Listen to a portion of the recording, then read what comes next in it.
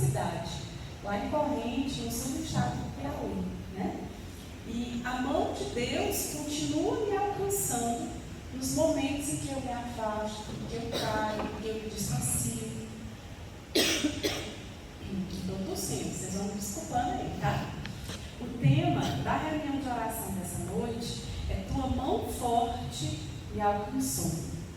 Irmãos, o mover de Deus na nossa história é extraordinário, porque não importa a situação que nós estejamos agora, a situação que nós nos encontremos hoje, apesar de toda distância, de todo afastamento que nós podemos ter de Jesus, a mão poderosa dele, a mão forte do Senhor nos alcança no lugar em que nós estivermos, na condição em que nós estivermos, porque Ele deseja nos encontrar e nos devolver a dignidade de filhos de Deus, ainda que a nossa situação seja de miséria completa. É assim que o Senhor faz conosco. O Senhor nos alcança com sua mão forte, sua mão poderosa. O braço do Senhor vai ao nosso encontro. Ele nos retira da situação que nós nos encontramos e nos devolve a dignidade, a vida. Isso já aconteceu comigo várias vezes, e com você. É natural de quem caminha cair, não é? É natural de quem caminha tropeçar, vacilar, duvidar. É natural se desviar um pouco do caminho também. Só que é muito interessante a gente entrar nessa pregação com a seguinte perspectiva: não sou eu que vou ao encontro do Senhor hoje, é Ele que se inclina para me encontrar hoje. É a mão de Deus que se inclina e desce até a nossa miséria, até a nossa pequenez, até o nada que nós somos, para nos erguer, para nos levantar. Porque, queridos, até para a gente sair de casa e vir à reunião de oração, se não for o Senhor nos impulsionando, nós não temos condições de vir.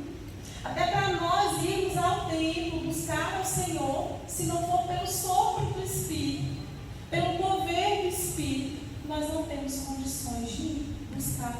É sempre Deus quem procura o homem, sempre, irmãos. Assim, a prova maior disso é Jesus, que se faz homem para estar conosco. Então, se você veio até essa reunião de oração hoje, segunda-feira, se você sai da sua casa com chuva, com trânsito, com toda essa questão, é porque o próprio Deus te impulsionou, porque Ele queria te alcançar. Deus nunca se afasta de nós, nunca. Nós nos distanciamos do Senhor. E mesmo assim, Ele dá um jeito de nos alcançar, porque a mão de Deus não é curta. O braço de Deus é longo. O braço de Deus não é curto. Ele vai até onde Ele consegue nos encontrar, nos alcançar. Eu queria pedir para que você pegasse aí a sua palavra. Aí você pode abrir aí comigo no Salmo 144. Se a sua Bíblia for de tradução hebraica, vai ser o 145. Se for Ave Maria, é 144 mesmo. Nós vamos ler o versículo 13, a linha B, até o 19. Diz assim. Deixa eu baixar, né? Sou assim agoniado mesmo. 144. Nós vamos ler a segunda parte do versículo 13. Se for Bíblia Ave Maria, é página 774. Para facilitar. Amém? Diz assim: o Senhor é fiel em suas palavras e santo em tudo que faz. O Senhor sustém os que vacilam e soergue os abatidos. Todos os olhos esperançosos se dirigem para vós, e a seu tempo vós os alimentais. Basta abrirdes as mãos para saciardes com benevolência todos os viventes. O Senhor é justo em seus caminhos e santo em tudo que faz. O Senhor se aproxima dos que o invocam, daqueles que o invocam com sinceridade.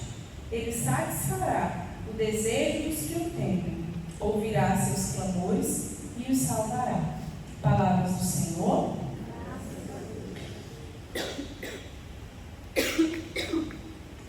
Como eu comecei falando, o Senhor, Ele nunca se afasta de nós, porque Ele é fiel.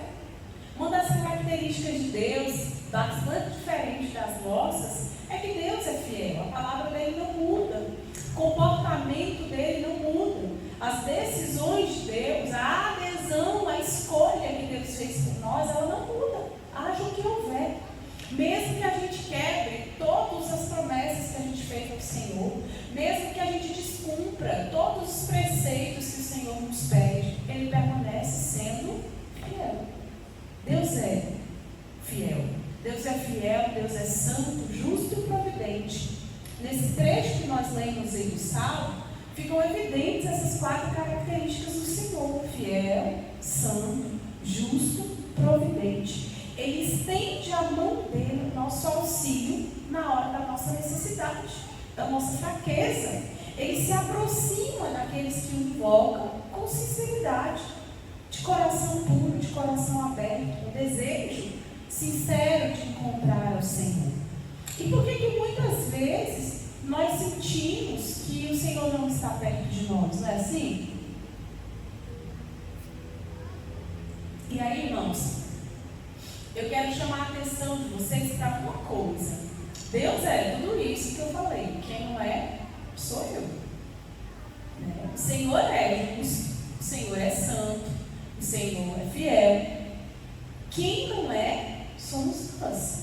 Um relacionamento, ele é feito de 2 pessoas, não é assim? Nós temos vários relacionamentos com a nossa família, relacionamentos amorosos, com os nossos amigos, vários ciclos, né, de relação de trabalho que a gente tem, a gente desenvolve relacionamentos. Só que as características dos relacionamentos humanos, elas mudam. Elas mudam. Aquela mesma pessoa que prometeu que seria sua amiga eternamente, provavelmente já não é mais sua amiga hoje, não é? As circunstâncias mudaram. E como as circunstâncias mudando, os relacionamentos mudam também. Então nós enxergamos Deus a partir da nossa perspectiva humana, só que Ele não é como nós, entende? Mesmo que naquele dia você declarou para o Senhor: Senhor, eu vou te seguir, eu vou me esforçar, eu vou caminhar, eu vou ser fiel, Senhor, eu vou te amar, eu vou me dedicar, e você não tenha conseguido, por causa das circunstâncias, a fidelidade de Deus não muda. Por causa da sua queda, a fidelidade de Deus não muda. Porque você quebrou o pacto que você tinha feito com Deus, Ele não quebra o que Ele fez com você. Você quebra as promessas que fez para Deus, Ele não. Você está entendendo? E aí, irmãos, quando nós nos encontramos numa situação de pecado, de miséria, de queda, a gente pensa: eu não fiz minha parte, como é que eu vou pedir a Deus ajuda agora? A gente fica com vergonha, não fica? A gente fica constrangido, não fica?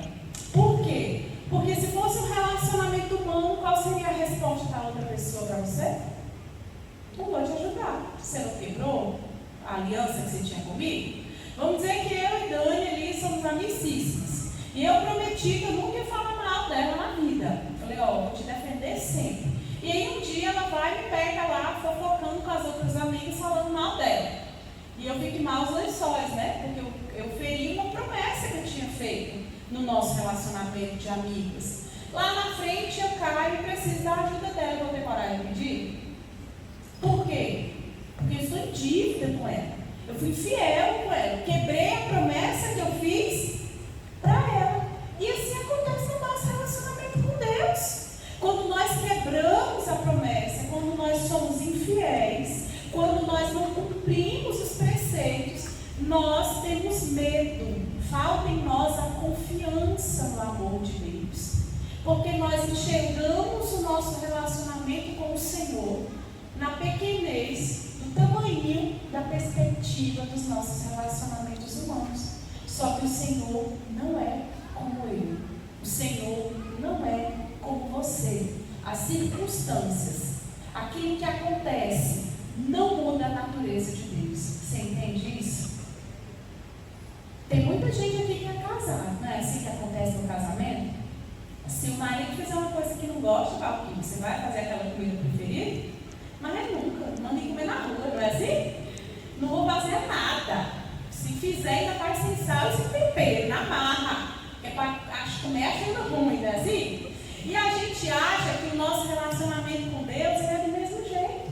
Que se a gente falhou com o Senhor, quando nós pedimos o socorro de Deus, Ele vai dizer, você, Lorena, me pedindo socorro aqui essa hora, mas não foi você que estava ali nesse minuto, né? Me deixando de lado, me abandonando, me desgostando.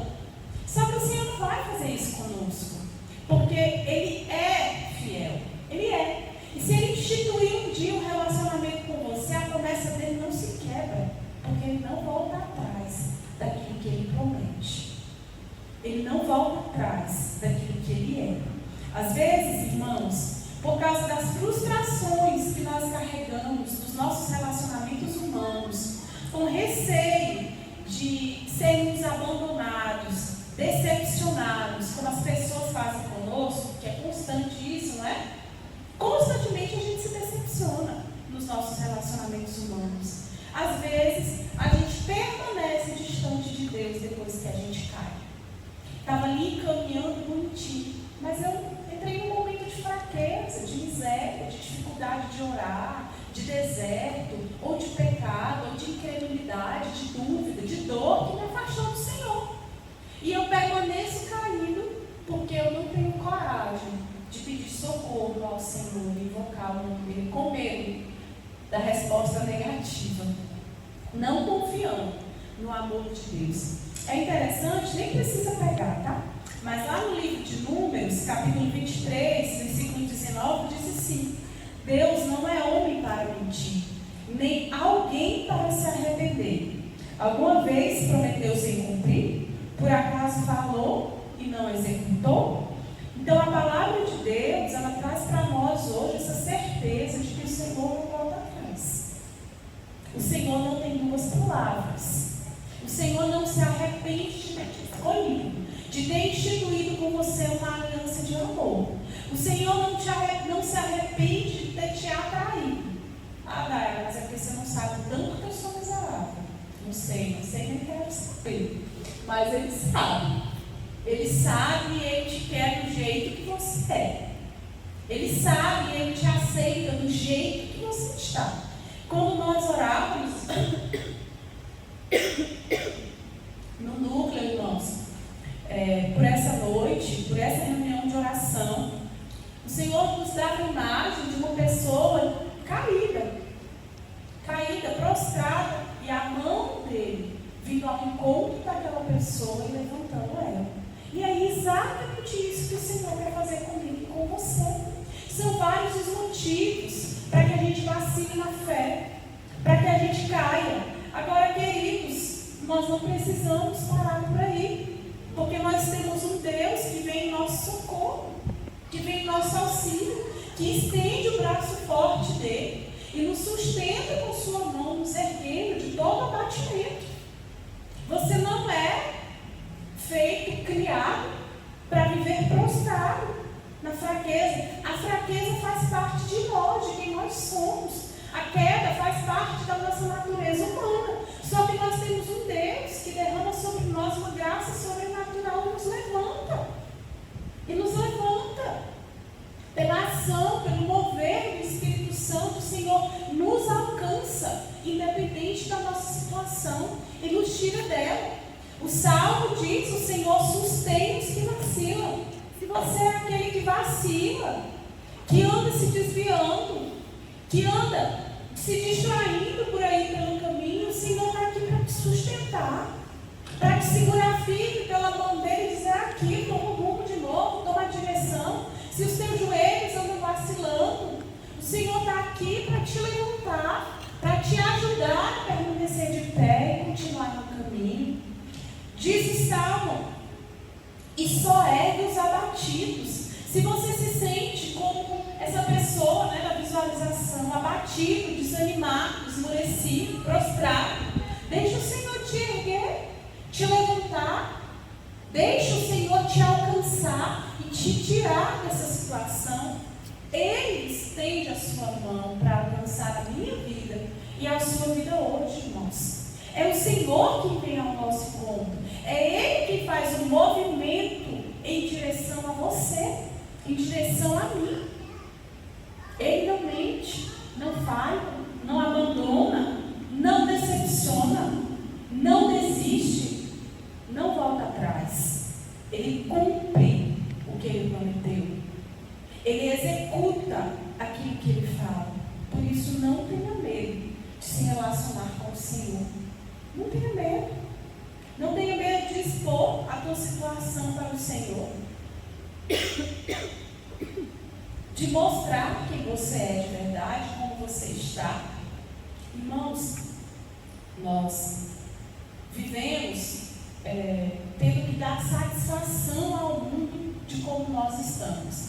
Eu sou professora, né? Vocês sabem disso. Eu brinco que todo dia a gente se apresenta ao público.